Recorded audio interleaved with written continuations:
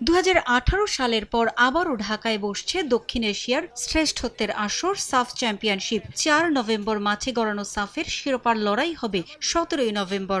সবশেষ 2023 সালে বেঙ্গালুরুতে হওয়া সাফে সেমিফাইনাল পর্যন্ত পৌঁছেছিল লাল সবুজ। তবে কুয়েতের কাছে হেরে স্বপ্ন ভাঙে জামালদের। 2003 সালে মালদ্বীপকে হারিয়ে প্রথম শিরোপা জয়ের পর আর সাফে সাফল্য পায়নি বাংলাদেশ। 23 বছর পর দেশের মাটিতে দক্ষিণ এশিয়ার বিশ্বকাপ নিয়ে স্বপ্নবাজ বাফুফে।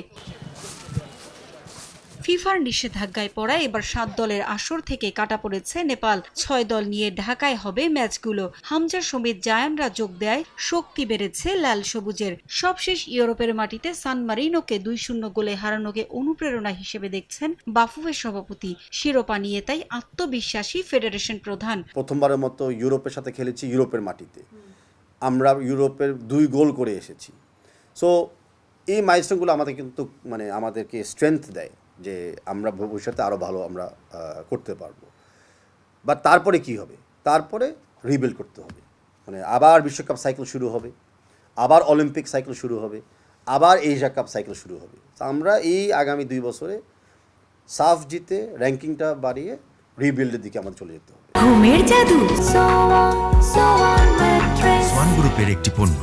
আসরের সফল আয়োজনে কোনো কমতি রাখতে চায় না বাফুফে। নতুন কোচ থমাস ডুলির অধীনে শিরোপা জয়ের পাশাপাশি র্যাঙ্কিংয়ের উন্নতিতে চোখ ফেডারেশন প্রধানের। আমি আশাবাদী যে সাফ আমরা এবার চ্যাম্পিয়ন হব, বিকজ অফ যেভাবে আমাদের এশিয়া কাপে আমাদের যে পারফরমেন্সটা আমরা দেখেছি।